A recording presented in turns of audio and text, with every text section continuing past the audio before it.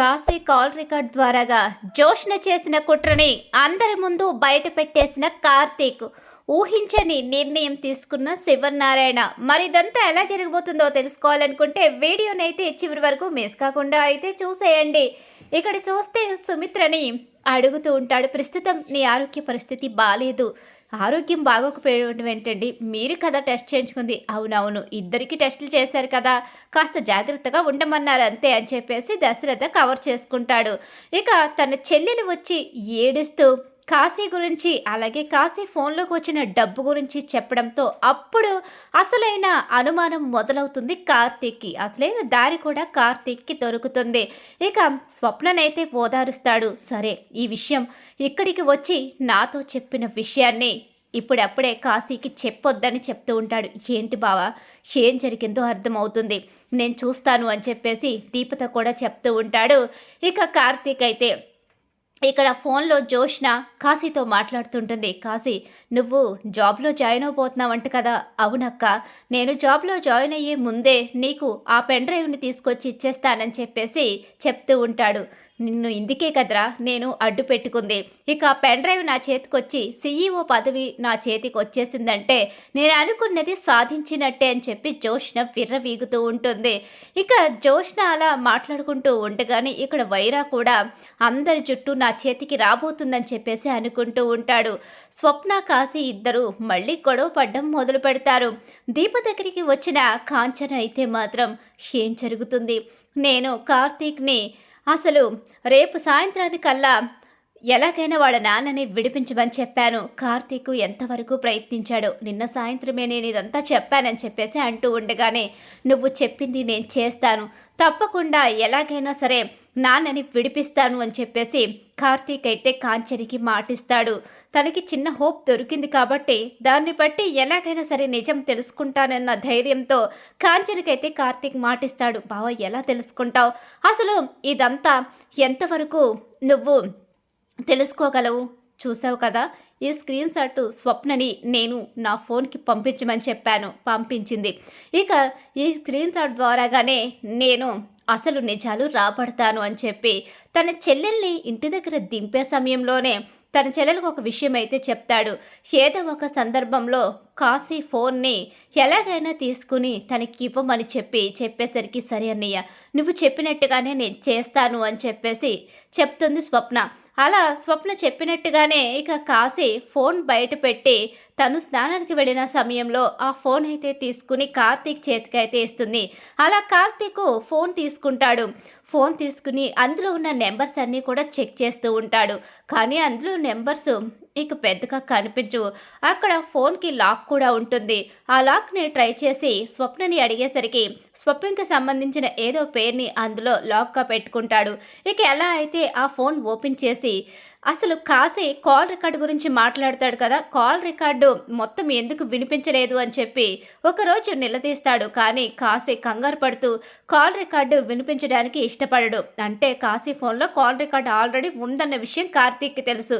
ఇందులో call record ఉంది. అసలు కాశీకి జాబ్ ఇచ్చింది ఎవరు, కాశీకి 5 లక్షలు డబ్బు పంపించింది ఎవరు తెలుసుకోవాలని అనుకుంటూ ఉంటాడు కార్తీక్. అసలు కాశీ ఎవరికి అమ్ముడిపోయాడు, కాశీ ఎందుకు ఇలా బిహేవ్ చేస్తున్నాడు, ఎప్పుడూ కాశీ ఇలా ప్రవర్తించడు, అసలు దాసుమామయ్య కొడుకు కాశీ, కాశీ డబ్బుకి ఆశపడే మనిషి కాదు అని చెప్పేసి అనుకుంటూ స్వప్న, కాశీని ఏమైనా అన్నావా అని చెప్పి అడిగేసరికి ఇక అంతకు ముందు జరిగిన గొడవల గురించి చెప్తుంది. మరి అలా ఎవరైనా రెచ్చగొడతారా, అది నీ భర్తకి అవమానంగానే ఉంటుంది కదా, అందుకే కాశీ ఏదో తప్పు చేయబోతున్నాడని అర్థమవుతుంది. కానీ ఈ విషయం ఇప్పుడు కాశీకి తెలియకూడదు, ఫోన్ గురించి అడిగితే ప్రస్తుతం నువ్వేమీ మాట్లాడకు అని చెప్పేసి స్వప్నని అక్కడి నుంచి పంపించేస్తాడు. ఫోన్ తీసుకొచ్చి ఆ ఫోన్లో కాల్ రికార్డ్ అయితే వింటూ ఉంటాడు. అందులో ముందుగా వైరా మాట్లాడిన మాటలు వినిపిస్తాయి. వైరా గురించి డౌట్ వస్తుంది. అంటే ఈ వైరా కావాలని నాన్నని సీఈఓ పదవి నుంచి తప్పించి మామయ్యకు మళ్ళీ అవమానం జరగాలని ఇదంతా చేశాడా, ఇదంతా వైరా కుట్ర అని చెప్పేసి ఆలోచించుకుంటూ ఉంటాడు. అలాగే మరో కాల్ రికార్డు వింటాడు. అలా వినేసరికి ఇక కాశీ జోష్న మాట్లాడుకున్న మాటలన్నీ కూడా అందులో వినిపిస్తాయి. కాశీని జోష్న ఎలా తన వైపు తిప్పుకుందో, కాశీ వీక్నెస్ని జోష్న ఎలా అడ్డు పెట్టుకుని తన తండ్రిని జైలుకి పంపించిందో, ఇక అలాగే జోష్న ఎలా తను చేసిన తప్పుల్ని కప్పిపుచ్చుకోవాలి అనుకుంటుందో ఇదంతా కూడా క్లియర్గా అయితే ఆ ఫోన్లో ఉంటుంది. ఎందుకంటే కాశీ జోష్న ఇద్దరు మాట్లాడుకున్న మాటల్ని బట్టి పూర్తిగా కార్తీక్ అయితే అర్థమైపోతుంది. ఇప్పుడు అర్థమైంది, అసలు దీప చెప్తూనే ఉంది జోష్నే దీనంతటికీ కారణమని. కానీ నేను పెద్దగా పట్టించుకోలేదు. జోష్న చేసిన కుట్ర, జోష్న చేసిన పనులన్నీ నాన్న బయట పెట్టడానికి సిద్ధపడ్డాడు. ఆ రోజే ఇక అక్కడ కాశీ జోష్న దగ్గరికి వెళ్ళాడని దీప చెప్పింది. కానీ దాన్ని నేను పెద్దగా పట్టించుకోలేదు. అయితే ఇదంతా ఆ రోజు నుంచే మొదలయ్యింది. జోష్న, వస్తున్నాను. నువ్వు ఎలా అయితే కుట్ర చేసి మా నాన్నని సీఈఓ పదవి నుంచి తప్పించి జైల్లో పూర్తిగా ఉండిపోవాలని కోరుకుంటున్నావో, ఈరోజు ఆ శిక్ష నీకు పడుతుందేమో నాకైతే తెలియదు. నేనైతే తాత ముందు నిజాన్ని బయట పెడతాను. ఇక ప్రతిసారి నిజాలు దాచిపెడితే రోజు రోజుకి నువ్వు చేసే పనులకి హద్దు అదుపు లేకుండా పోతుంది. నా కుటుంబాన్నే టచ్ చేయాలని చూసావు. నేను నిన్ను ఇక క్షమించను అని చెప్పి నిర్ణయించుకుంటాడు. అలా నిర్ణయించుకుని శివనారాయణ దగ్గరికి అయితే వస్తాడు. తాత తాత అంటూ పిలుస్తూ ఉండగానే, హేరా ఏమయ్యింది, ఏమైనా తెలిసిందా? మీ నాన్నని ఈ కేసులో ఇరికించింది ఎవరైనా ఏమైనా తెలిసిందా? అదేంటి తాత, కేసులో ఇరికించడమేంటి? కావాలని శ్రీధర్ మావయ్య తప్పు చేస్తే నువ్వు కూడా ఎందుకు అలా మాట్లాడుతున్నావు? ఇక బావంటే కొడుకు కాబట్టి తన తండ్రిని విడిపించుకోవడానికి తన తండ్రి తప్పు చేయలేదని ఏదేదో మాట్లాడుతున్నాడు. అవునండి, వీడైతే తన తండ్రిని ఏదో రకంగా బయటికి తీసుకురావడానికి ఆ నిందను వేరే మేళ్ళ మీద తోసేయాలని ప్రయత్నం చేస్తూ ఉంటాడు. వీడు దీప వీళ్ళిద్దరూ ఇలాంటి ప్రయత్నాలే చేస్తూ ఉంటారు. మీరు కూడా వాళ్ళలాగే మాట్లాడుతున్నారేంటి అని చెప్పేసి అంటూ ఉంటుంది పారిజాతం కూడా. ఇలా వీళ్ళందరూ మాట్లాడుతూ ఉండగానే, తాత తప్పు ఎక్కడ జరిగిందో, ఎవరు ఇదంతా చేశారో, ఎవరితో చేతులు కలిపారో, ఎవరి ద్వారాగా నాన్న ఈరోజు అక్కడ జైల్లో ఉన్నాడో ఇదంతా తెలుసుకున్నాను. ఏంటి, బావకు తెలిసిపోయిందా ఏంటి అంటూ జోష్న కంగారు పడుతూ ఉంటుంది. జోష్న కళ్ళల్లో కంగారుని కార్తీక్ పూర్తిగా గమనిస్తాడు. ఏంట్రా, తెలుసుకున్నావా ఎవరిదంతా చేశారు అని చెప్పేసి దశరథ అడుగుతూ ఉంటాడు. మావయ్య, ఏదైనా నోటి నిజం చెప్తే ఎవ్వరూ నమ్మరు, అది కొట్టిపడేస్తారు. నిజాన్ని ఇక సాక్ష్యాల ద్వారాగా చూపించాలి. అందుకే సాక్ష్యాన్నే తీసుకొచ్చాను. ఇదంతా ఎవరితో చేతులు కలపడం వల్ల ఒక అమాయకుడు మధ్యలో నలిగిపోతున్నాడు అన్నది ఇక తెలియాలి అని చెప్పేసి, ఇదిగో ఇందులోనే ఉంది సాక్ష్యం, ఫోన్లో ఉందా, ఏంటది అని చెప్పి అంటూ ఉండగానే, ఇది కాశీ ఫోను. కాశీ ఫోన్ బావ చేతికి ఎలా వచ్చింది?